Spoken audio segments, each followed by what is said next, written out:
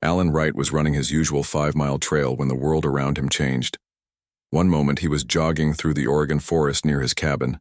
The next moment, everything went white. His body felt like it was being pulled apart and put back together. When his vision cleared, he found himself in a small metal room with curved walls that gave off a soft blue light. Alan's first thought was that he had fallen and hit his head. Maybe he was hallucinating. The former Marine crouched into a defensive position, his fighting instincts taking over. 6 years in the Corps and 3 years as a professional MMA fighter had taught him to assess threats quickly. The air smelled wrong, too clean, with a hint of something like cinnamon. His ears popped as air pressure changed. Then part of the wall slid open, revealing what could only be aliens. They stood over 7 feet tall with gray-blue skin that looked almost metallic.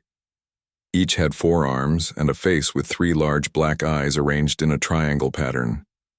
No visible nose, just slits where a nose would be on a human. Their mouths were small and seemed to have no lips. "What the hell?"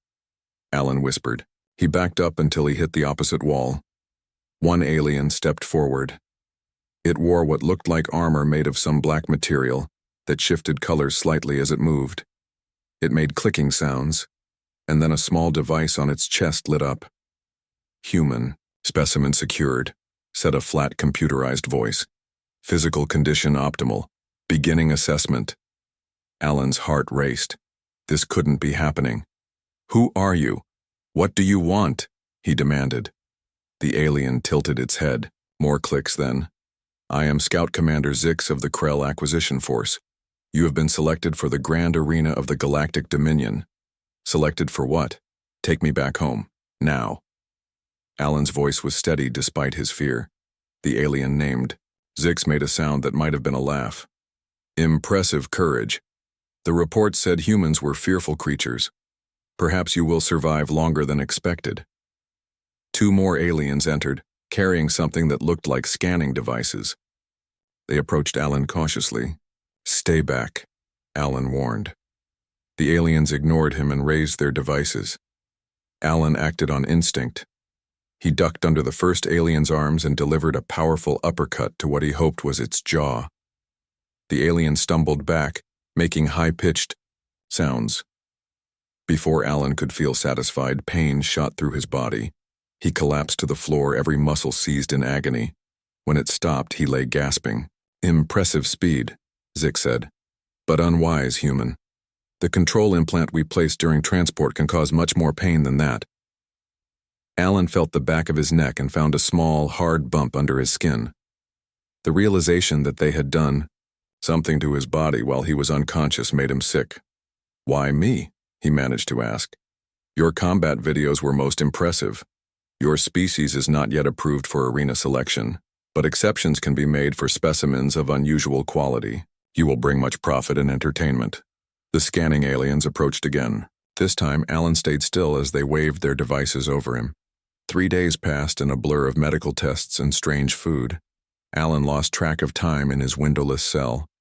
The aliens had put something in his neck that let him understand their language, though it gave him headaches. On what he thought was the 4th day, the door to his cell opened. A new alien stood there. This one was unlike the Krell. It looked like a walking crystal, with light bouncing through its clear body, in rainbow patterns. "Follow me, human," it said. The voice sounded female to Alan's ears. "I am Prisma. I have been assigned as your guide." Alan followed Prisma through a series of wide hallways. Other aliens stopped to stare at him. Some pointed, others moved away. Quickly. "Where are we?" Alan asked. "This is the Colosseum, the greatest arena in the Galactic Dominion," Prisma said. Her body flashed blue with each word. "Over 10,000 species come to watch warriors fight." They entered a large room with a window that stretched from floor to ceiling. Alan gasped. Outside was the biggest structure he had ever seen. A massive ring-shaped space station floated in the darkness of space. Smaller ships moved around it like bees around a hive. "That is the arena proper," Prisma explained. "What you are in now is just the training and housing sector." "How many people are out there?" Alan asked. About 40 million spectators can fit in the arena at full capacity, Prisma said. Your debut fight will likely draw at least 30 million. Alan felt sick. And they all want to see me fight? They want to see you die, Prisma corrected. Her body flashed red. The Krell have advertised you as a primitive Death World predator. The crowds expect a wild animal that will fight savagely before being killed. I'm not an animal, Alan said. No. You are something far more dangerous, a surprise. Prisma led him into another room. These are your quarters. The room was large and luxurious, with strange furniture and a bed that seemed to float above the floor. Food was laid out on a table.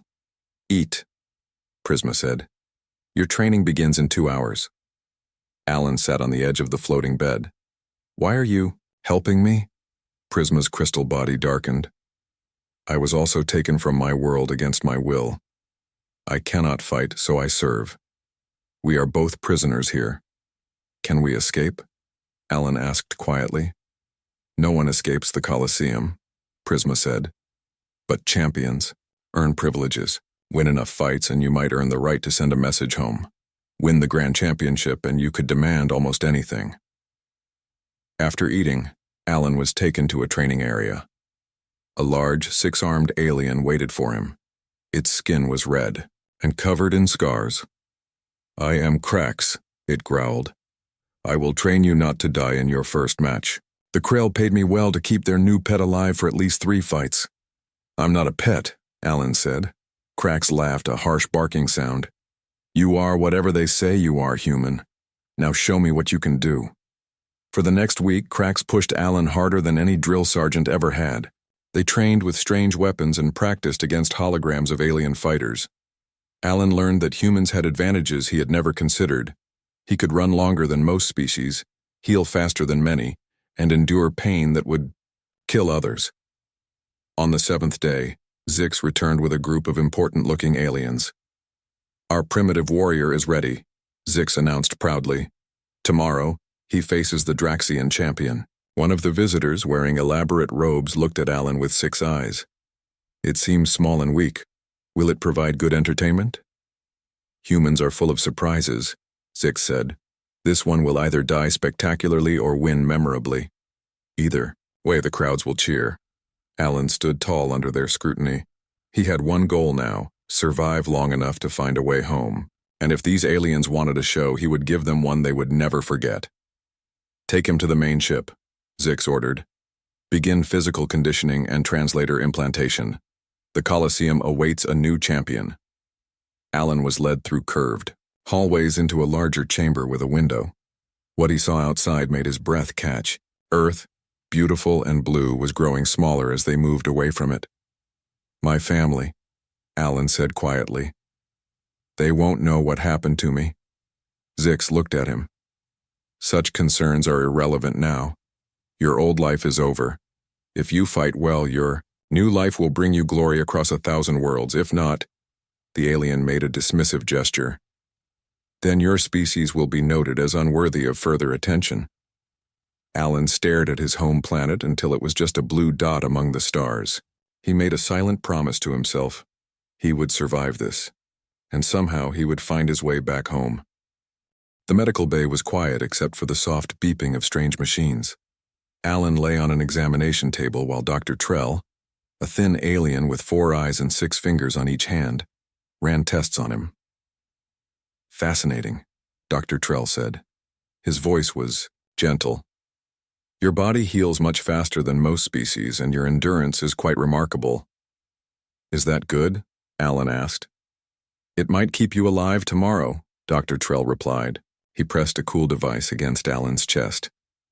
Your heart is strong. Your species has only 1, yet it is very efficient. Some aliens have more than 1 heart. Many do. The Draxian you will face has 3.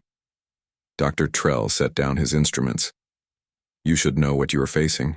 Draxians come from a heavy gravity world. Their muscles are dense, their skin like armor. They feel little pain and never surrender. Alan sat up. How do I beat something like that? That is not my concern, Dr. Trell said, but then leaned closer. Though if I were fighting one, I would target the breathing slits at the base of the neck. They are vulnerable there. When Alan returned to his quarters, Prisma was waiting. Her crystal body glowed dimly. "I have news," she said. "The arena is sold out for your match. Many high-ranking officials will attend." "Great," Alan said. "More people to watch me die, or more people to witness something new," Prisma countered. "You should know that your performance matters beyond just survival." "What do you mean?" Prisma's colors shifted to a deep blue. "The Galactic Dominion uses arena performance to judge species. Those who show courage and skill gain respect. Those who fail are often dismissed as unworthy of contact. So if I die, badly, humans might be ignored by aliens forever? Or worse, some planets with poor arena records have been deemed resource worlds, harvested but never contacted." Alan felt the weight of responsibility settle on his shoulders. He wasn't just fighting for himself anymore. "There's something else," Prisma added. "Your opponent, Gralk, has killed his last 3 opponents. He is known for playing with his food." That night, Krax came to Alan's room with a small weapon that looked like a metal stick. "This is legal in tomorrow's match," Krax explained. "It extends into a staff when you twist the handle. Not much against a Draxian, but better than nothing." "Thanks," Alan said, surprised by the kindness. "Do not thank me," Krax growled. "I have bet money on you lasting more than 5 minutes. Do not make me lose credits." Krax taught Alan how to use the staff for another hour. When he left, Alan practiced until his arms ached. Then he tried to sleep, but his mind kept showing him images of Earth growing smaller through the spaceship window. Morning came too quickly. Guards escorted Alan to a preparation room where Zix waited. "Good news, human," Zix said. "The betting odds against you are very high. If by some miracle you win, I will be very rich." "Glad I could help," Alan said flatly. Zix laughed. "Such spirit. Perhaps we will get 2 matches from you instead of 1. Alan was given armor to wear, a chest plate, arm guards, and leg protection. It was lighter than he expected, but still felt strange. A worker fitted him with a small device on his ear. Translation: "Aid," the worker explained. "So you can," the light was blinding. Alan stepped onto a platform that rose into the arena. The roar of the crowd hit him like a physical force. 40,000 voices from beings of all shapes and sizes filled the massive space. The arena was a circle about 200 feet across. The floor was covered in blue sand. High walls surrounded it with force fields beyond that to protect the audience. Alan looked up and saw his face on giant screens floating in the air. The announcer's voice boomed through the arena. "And now, for your entertainment, a rare treat from an undiscovered death world, a primitive predator species that calls itself human. Will it show us the savage fighting spirit that has dominated its home planet? Or will it fall like so many others to our reigning sector champion?" The crowd cheered even louder. Alan gripped his staff tightly. His mouth was dry. On the other side of the arena, another platform rose. On it stood the largest alien Alan had ever seen. The Draxian was nearly 9 feet tall, with thick gray skin that looked like stone. Its arms were as thick as Alan's legs, ending in clawed hands. Its face was flat with small eyes and a wide mouth full of sharp teeth. "Gralk the Destroyer enters the arena with 63 victories," the announcer shouted. 3 of those in the last month alone. "No opponent has lasted more than 6 minutes against him this season." Gralk roared and beat his chest. The crowd went wild. "Begin," the announcer called. Gralk charged immediately, moving faster than something so large should be able to move. Alan barely had time to dodge. The Draxian's fist smashed into the ground where Alan had been standing, cracking the hard surface. "Too slow, little prey," Gralk growled. His voice sounded like rocks grinding together. Alan remembered Krax's training. "Don't try to match strength with a Draxian," Krax had said. "Use your speed and endurance. Make them tired." Alan twisted the handle of his staff. It extended to 6 feet long. He kept moving, circling Gralk, looking for weaknesses. Gralk charged again.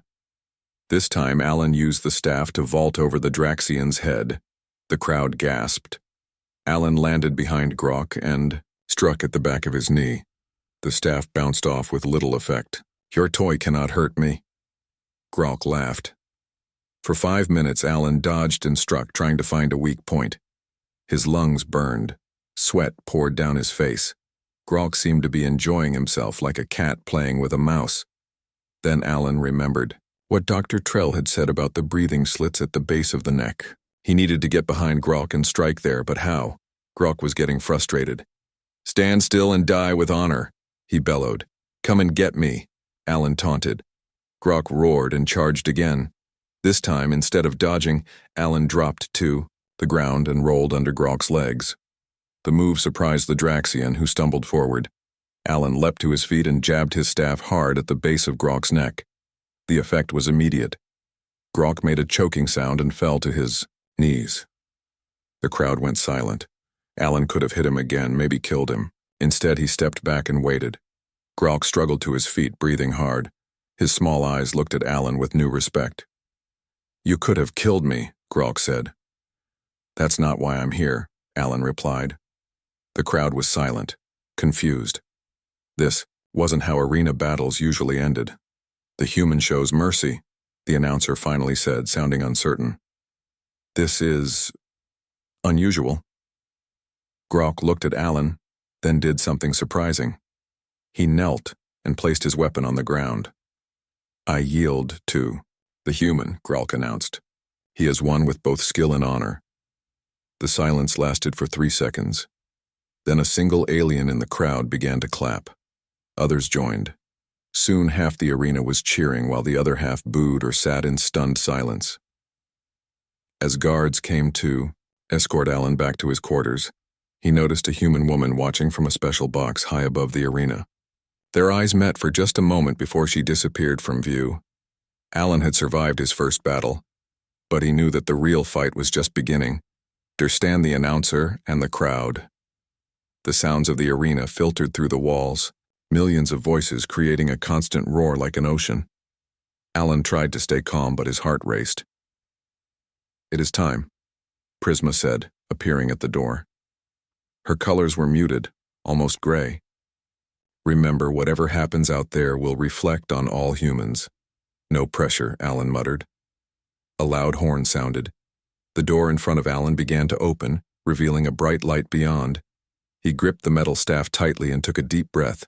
"For Earth," he whispered to himself and stepped forward into the light. Alan sat in his quarters, still sore from the fight. His victory had changed things. Servants brought him better food. The guards showed respect. Zix had visited briefly to say he had won a fortune in bets. The door opened and Prisma entered. Her crystal body glowed bright yellow, a sign of excitement. "You are famous now," she said. "The feeds are full of talk about the merciful human. Many are confused. Some are angry. Others are fascinated." "I didn't want to kill him," Alan said, simply. "That is what they do not understand. In the arena, mercy is seen as weakness." Prisma moved closer. "But some see it differently. They see a new kind of strength." Alan was about to reply when the door opened again. A new alien entered.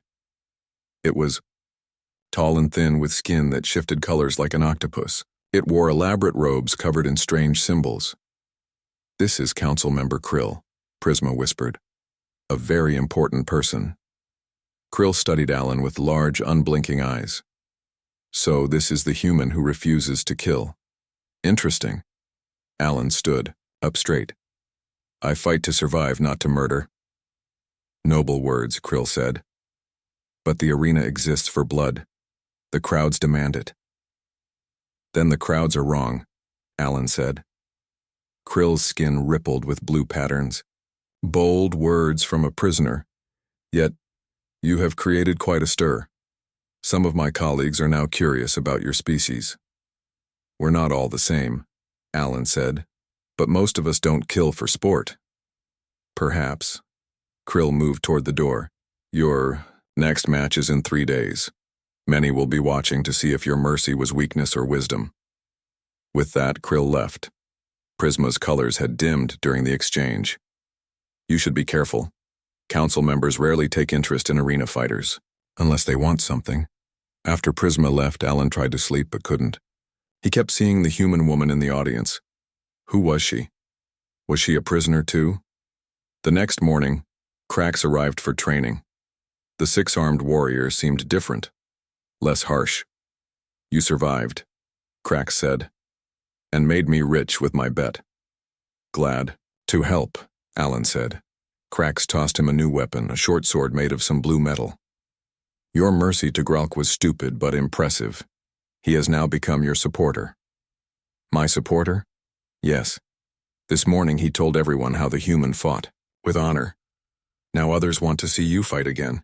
During training, Krax explained more about the arena's politics. Many species used arena performance to judge others. Alan's victory and mercy had confused them.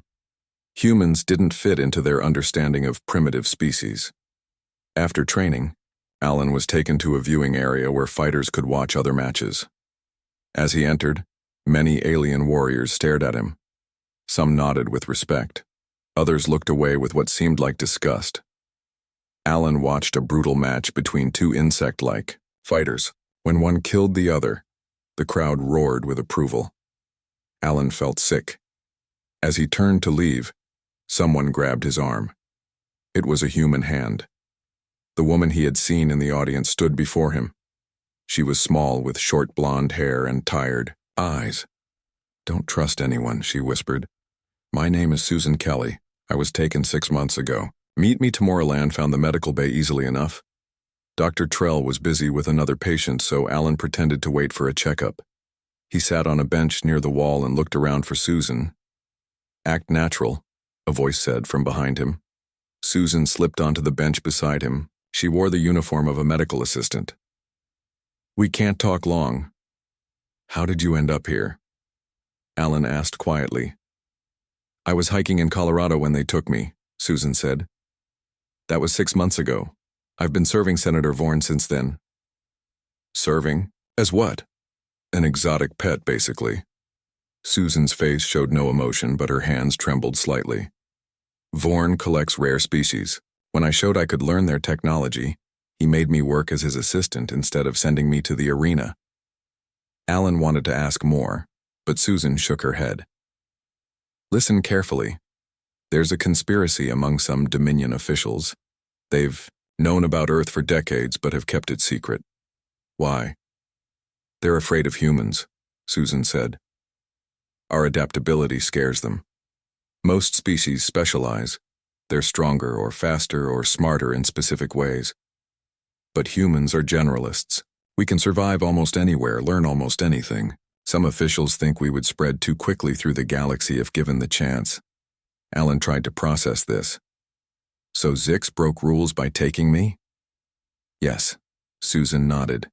But now you've complicated things by winning and showing mercy. You've made people curious about humans. A group of medical workers walked by. Susan pretended to check something on Alan's arm. Vorn is planning something, she continued when they passed. He's angry about your victory. He wanted you to die like a savage to prove humans aren't worthy of contact. What can we do? Alan asked. Keep winning, but be careful, Susan said. I'll try to learn more. If you reach the Grand Championship, you'll have enough fame to speak out. The whole Dominion will listen. Dr. Trell approached them. Is there a problem here? Susan stood quickly. No, doctor.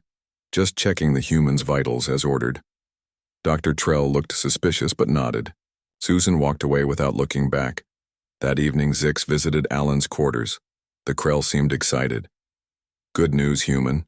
Your next match is against a Valeran warrior. Very fast but not very strong. The odds favor you this time. Zix rubbed his upper hands together. I have placed an even larger bet on your victory. What happens if I keep winning? Alan asked. Zix hesitated. That would be unexpected. Few fighters win more than 3 or 4 matches. But if I did, then you would advance to the championship tier. But do not dream too big, human. Be content with staying alive. After Zix left, Prisma arrived with food. As Alan ate, he told her about meeting Susan and what he had learned. That explains much, Prisma said, her crystal body turning a deep purple. I have heard rumors about Earth being kept off the contact list, but I did not know why. Could it be true? Are they really afraid of humans? Prisma's color shifted to blue. Perhaps. My people have a saying, fear the species that can thrive anywhere. Most life evolves for specific conditions. A species that can adapt to any environment is rare and dangerous. Alan thought about this. Humans had spread across Earth, living in deserts, Arctic regions, mountains and forests. They had even survived in space. I need to win more matches, Alan said finally. Get to the championship tier. That will not be easy, Prisma warned. Your next opponent is skilled, and if Vorn truly wants you to fail, he may intervene. Then I'll need help, Alan said. From you, from Cracks, from anyone who will give it. And somehow, I need to talk to Susan again. That night, Alan dreamed of Earth, of green forests and blue skies, but when he woke, his resolve was stronger than ever. He wasn't just fighting for himself anymore. He was fighting for the future of his entire species. Ow in the medical bay. Before Alan could respond, she disappeared into a group of passing aliens. That night, Alan lay awake thinking about what Susan had said. Another human here meant he wasn't alone, but her warning troubled him. Who could he trust? Prisma? Cracks? One thing was clear.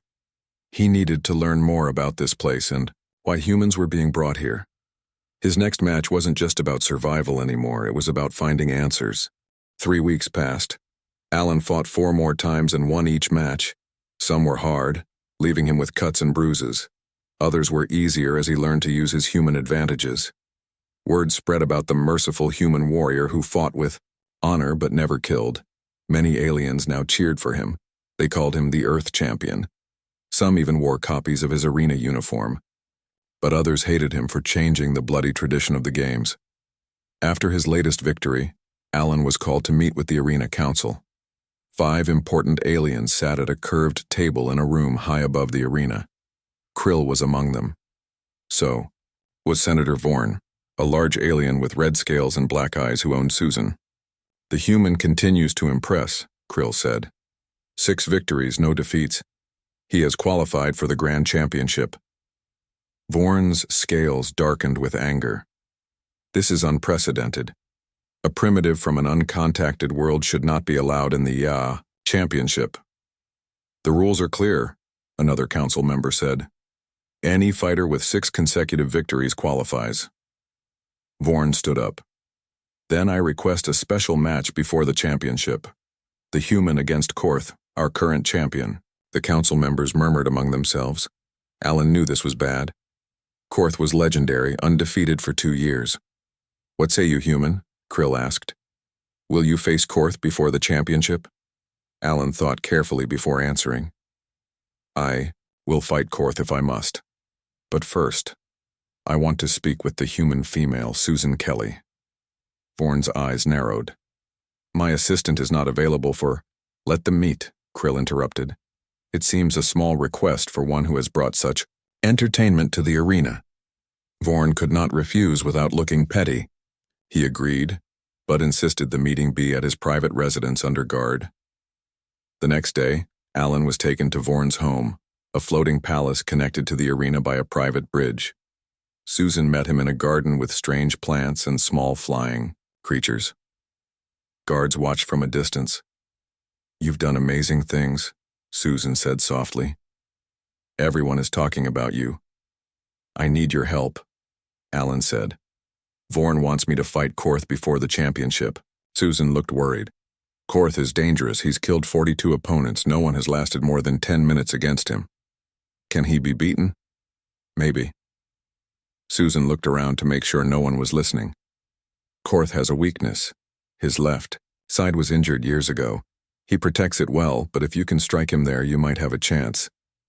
They talked more about Korth's fighting style. Then Susan told Alan about her plan. During your match with Korth, I'll sneak into Vorn's office and find the evidence of the conspiracy against Earth. There's a data crystal with everything on it. If you can win the match and earn the right to address the Dominion, I can get you the proof you need. That's dangerous for you, Alan said. Susan smiled sadly. I've been a prisoner for 6 months. This might be our only chance to help Earth. Before they parted, Susan gave Alan a small object that looked like a button. Put this on your armor, it's a communication device. I'll be able to talk to you during your match. Back in his quarters, Alan trained harder than ever. Krax taught him new techniques specifically for fighting Korth. Prisma brought news about the betting odds. Almost no one was betting on Alan to win. The night before the match, Gralk visited Alan. The Draxian, who had been his first opponent, was now a friend. The champion Korth has no honor, Gralk rumbled. He enjoys killing. But you have shown there is another way to fight. Many of us will be watching tomorrow, human. Many of us hope you win. The day of the match arrived. The arena was filled beyond capacity. More than 50 million beings across the galaxy watched through broadcasts. Alan had never felt so alone, yet so important. He stood in the preparation room checking his armor one last time. The small communication device from Susan was hidden under a shoulder plate. Zix entered, looking nervous. The betting is very heavy against you, Zix said, but I have still placed money on your survival. Just survival? Not victory? Alan asked. Zix made a clicking sound that might have been a laugh. I am optimistic, not foolish. When Alan stepped into the arena, the noise was overwhelming. Half the crowd cheered, half booed. On the giant screens, his image was shown alongside Korth's. The champion was a massive reptilian creature with black scales and red eyes. Scars covered his body like badges of honor. Today's special match, the announcer boomed, pits our undefeated champion Korth against the surprise human contender who has shown mercy to his opponents. Korth entered from the opposite side. He carried a long sword in one hand and a spiked shield in the other. He looked at Alan with pure hatred. The match began. Korth was faster than he looked, rushing forward with his shield raised. Alan barely dodged the first attack. The sword missed him by inches. Can you hear me? Susan's voice came through the hidden device. Yes, Alan whispered as he circled away from Korth. I'm in Vorn's office looking for the data crystal now. Keep fighting. Korth pressed his attack. Alan blocked with his staff but was driven back. The crowd roared with each exchange of blows. Remember his left side, Krax had told him, but Korth protected it well, never giving Alan a clean shot. 10 minutes passed. Alan was tiring. Korth had cut him twice, once on the arm and once on the leg. Nothing serious, but Alan was slowing down. I found it. Susan's voice came through the device. The crystal has everything. Records of Earth's discovery, the decision to keep us isolated, everything. Alan felt new energy. He needed to end this, fight and make his case to the Dominion. But how? Then he remembered something from his Marine training. Sometimes the direct approach is the last thing the enemy expects. Instead of dodging Korth's next attack, Alan stepped into it. The move surprised Korth, who hesitated for just a moment. That was all Alan needed. He dropped his staff, grabbed Korth's sword arm, and used the alien's own momentum to flip him onto his back. The crowd went silent in shock. Alan quickly pinned Korth, pressing his knee into the champion's left side where the old injury was. Korth roared in pain. Yield, Alan said. Never. Korth struggled but couldn't break free without causing himself more pain. This fight is over, Alan said loudly, looking up at the council box where Krill and the others sat. I claim victory by submission. Korth finally stopped struggling. Kill me and be done with it. That's not how humans fight, Alan replied. For a long moment the arena was completely silent. Then Korth did something unexpected. He laughed. I yield to the human, Korth announced. He has defeated me with honor. The crowd erupted.